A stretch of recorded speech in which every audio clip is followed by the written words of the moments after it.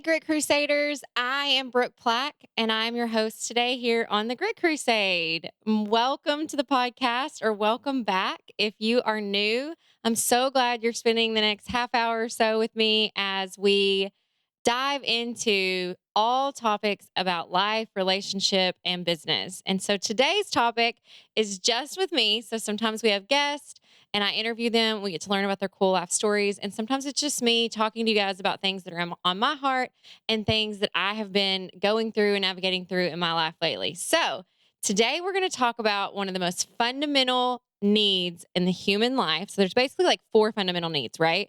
So we have water, like you have to drink enough water, nutrition, exercise, and sleep. So those are the four things that we all have to get through life. If you're missing one of those, a healthy diet, drinking enough water, getting exercise, or not sleeping enough, your life will start to go on tilt, right? Like kind of like when you're playing a poker game and things just start going, don't go well.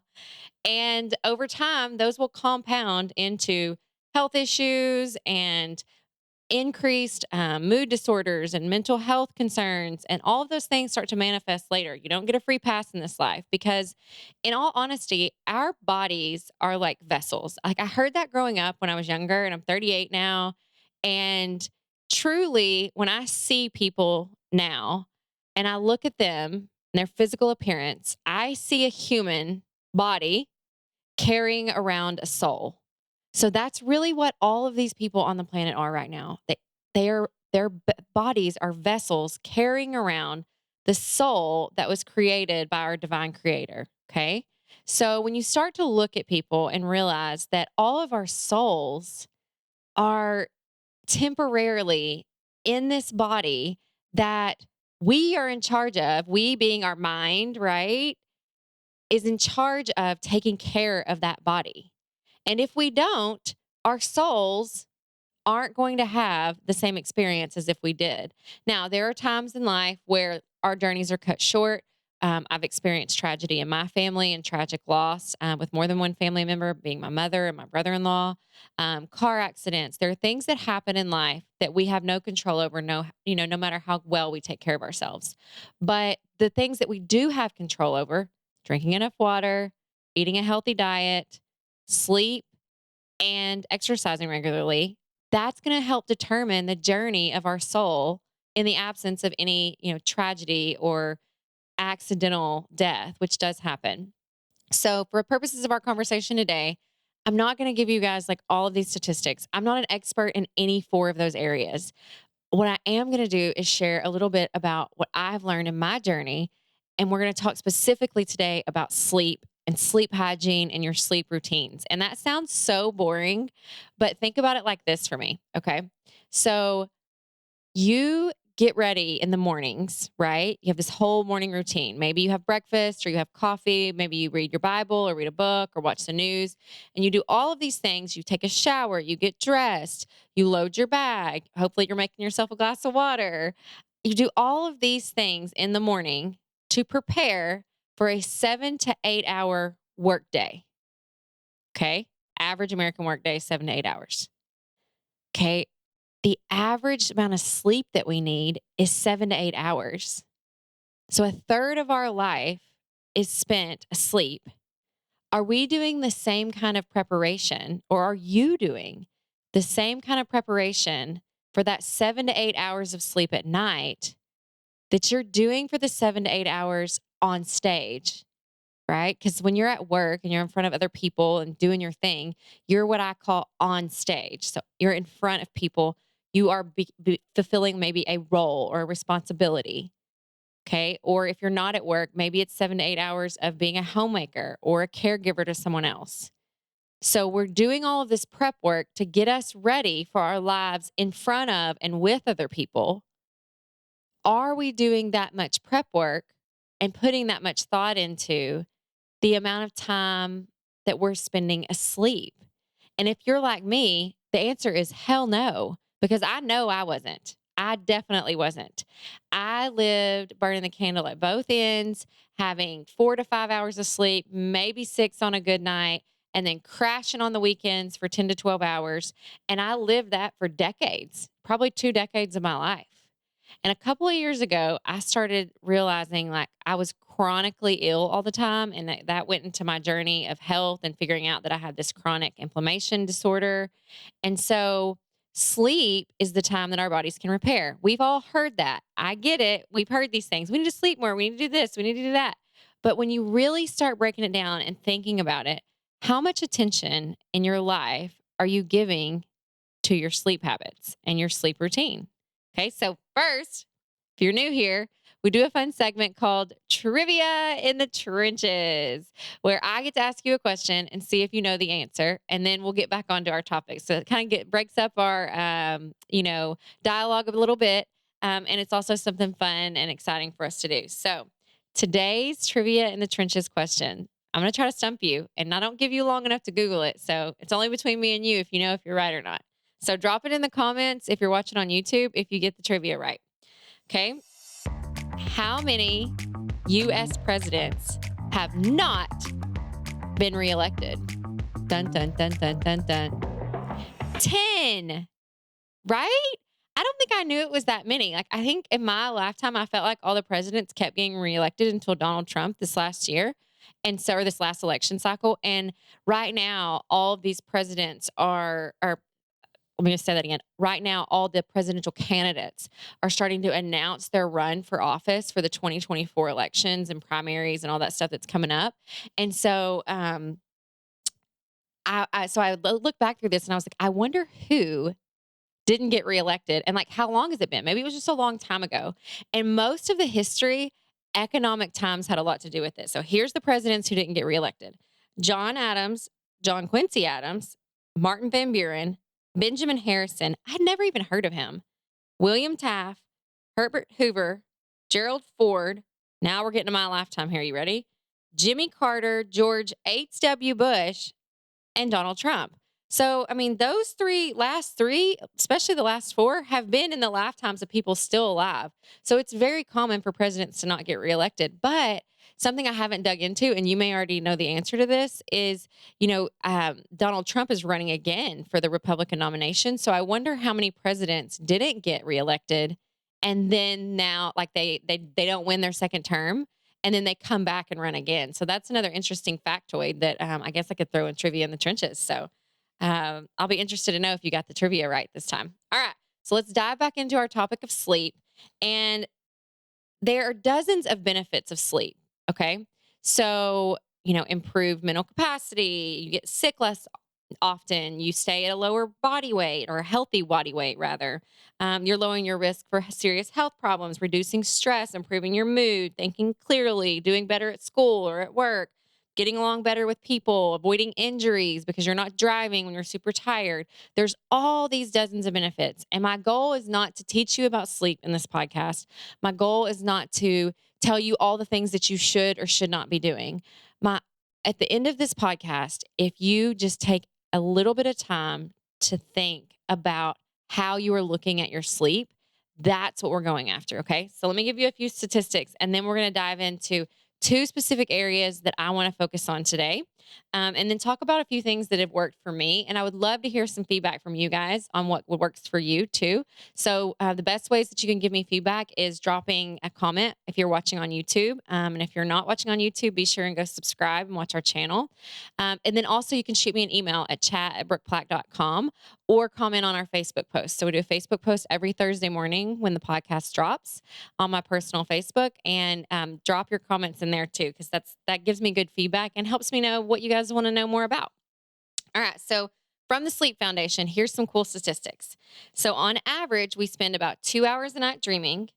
In a normal sleep period, a person experiences 4 to 6 sleep cycles. So I used to think like you were supposed to dream like all night long, but you go through like your brain goes through these like waves, The REM sleep, which is like the good sleep, like you need REM sleep and deep sleep, makes up only about 25% of our sleep. And I'm not a big napper. Like, are you guys nappers? I'm not a huge napper. I feel like I always wake up like grumpier after a nap. But 80.7% of US adults have taken a nap of 10 minutes or longer in the past 3 months, according to the sleepfoundation.org. And I definitely don't want a 10-minute nap. I'm like a 2-hour napper. Like if I want a nap, it's like half a night's sleep, right? 7% of adults nap every day. Oh, is that goals? They must be retired. Like, I just can't imagine me having time to nap every day. My brain's moving too fast. And adults 18 to 64 need 7 or more hours per sleep a night. But more than one third of US adults sleep less than those 7 hours per night. And the state, okay, here's like trivia number two, the state with the highest percentage of adults who sleep less per night is Hawaii. Is that not strange? Like, maybe they don't need as much sleep because they live in like literally the most like beautiful place on earth. It is absolutely stunning and gorgeous there.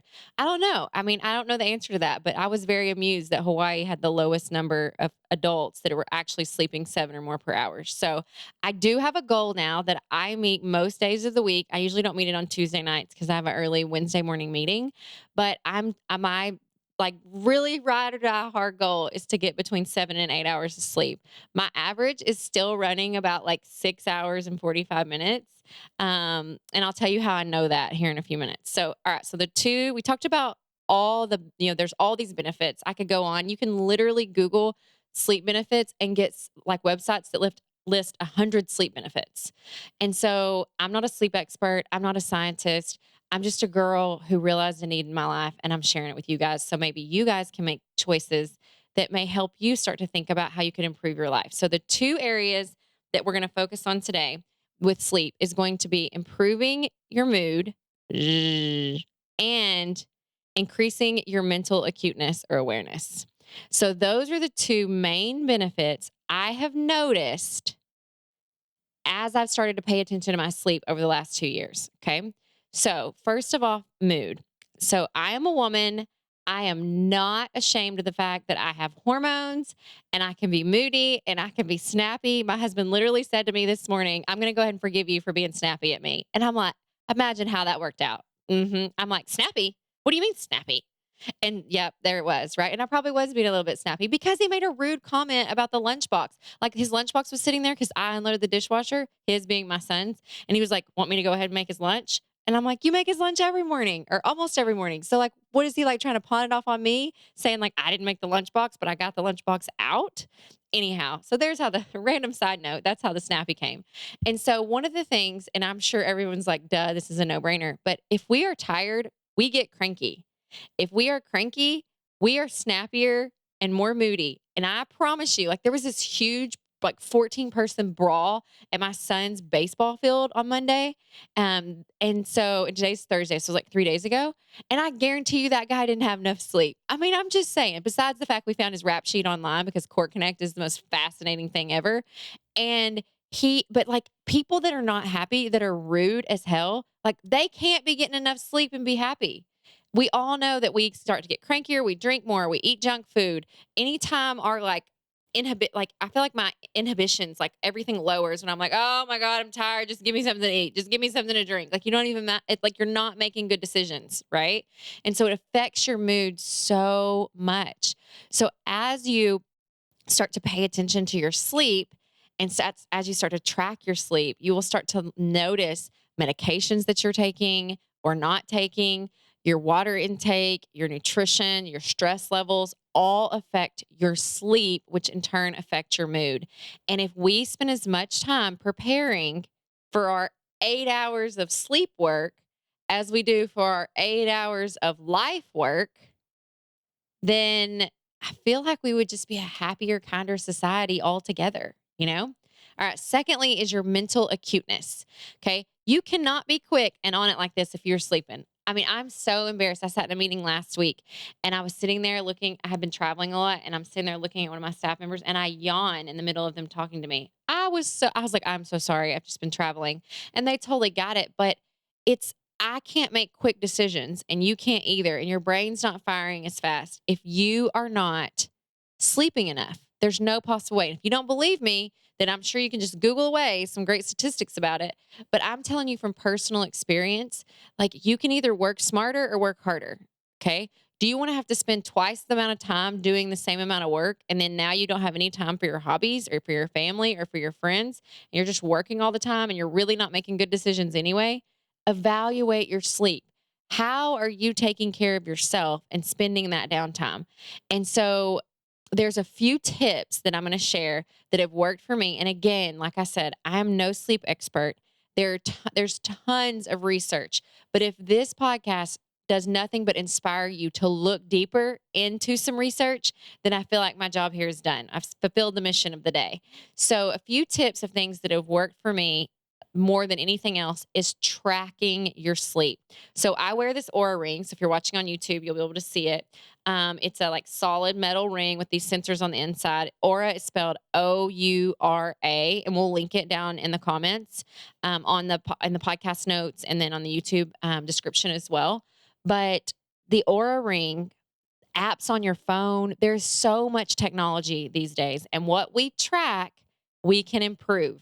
Okay. If you're not tracking it, you can't improve it. And so something I noticed was there's a measurement called your heart rate variability. And I'm not going to try to even get into explaining it because it's so in depth, but it has to do with how your heart rate changes while you're sleeping.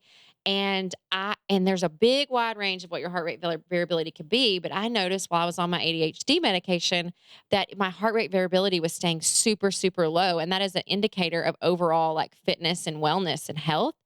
And I couldn't figure out why I was in the 19s, 20s, 19s, 20s, 25s, and not able to get up in the 40s and 50s. And I stopped taking my medication under the guise of my doctor. So don't quit your medicines cold turkey. Make sure that you're making sound health decisions. But realizing that that medication was affecting the way my heart was working and the way it was recovering. And since I am from a family of women, are the maternal line on my side has chronic heart issues, and my maternal and paternal grandparents both died of massive heart attacks, 60s or younger. That was important to me. But if I hadn't started tracking it, I couldn't improve it. And so that might not be the exact measure that you're looking for, but why, when we have all of these tools at our disposal, are we tracking our productivity at work? We're keeping up with checklists and project management and our bank accounts online, but then our sleep, the other one third of our life, we're not tracking that. And that's kind of one of the things I asked myself was I need to be paying attention to this because this truly is affecting everything else. I'm having to spend more money at the doctors and I'm having to spend more time in the gym and all of that because I'm not sleeping well. And it's more than just, oh, you need to sleep more. It's like, what kind of life do you want to live? Who do you really want to be? And do you want to improve your overall state of life? And your sleep is critical to that. And if what you're doing is not working, that's okay. Like there's no reason to feel guilty about it, but you're the one in charge of making the difference. You're the one in charge of owning the responsibility of this is my life. And whether it's your sleep or any other area, really, and how do I want to live it? And then take control of it and make some changes. Okay. So, first thing is tracking your sleep. The other thing is, and I'm still like fine tuning this. So, this is one of those vulnerable things. Transparent, here's what I went through, here's what I learned. Vulnerable, here's what I'm going through. And I'm going to talk to you about it while in the middle of it is establishing a sleep routine. So, I have a heart medication I take, and I take a hormone. Okay. And my husband's probably like, probably need to take some more hormones. But so I take those when I get in bed, and I have this really great lip balm, or it's like a lip mask. I'll find it and link it in the notes. I can't think of the name of it right now, but this lip mask I put on every night, and I really like it.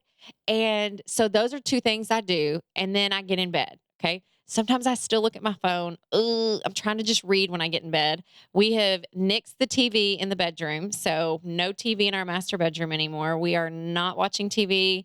It kind of happened out of happenstance. My husband got all excited and bought this new TV at Goodwill because we're kind of thrifters.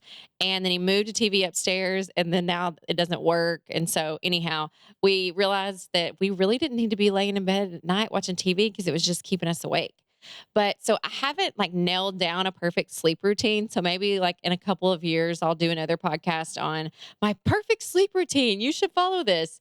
But I know that there's a need for one. And so if you leave today with some, interest and intrigue and thinking about and reflecting on what are you doing for your sleep, what could your sleep routine be like? There's so many resources online, on YouTube, on TikTok, I'm sure that you can get ideas from. But the fact is we need one.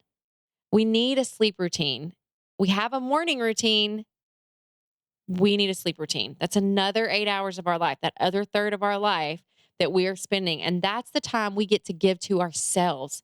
All that we give out into the world every day, to our families and to our friends and to our community and to our workplaces, that sleep is the time you're giving back to the body that's carrying around your soul.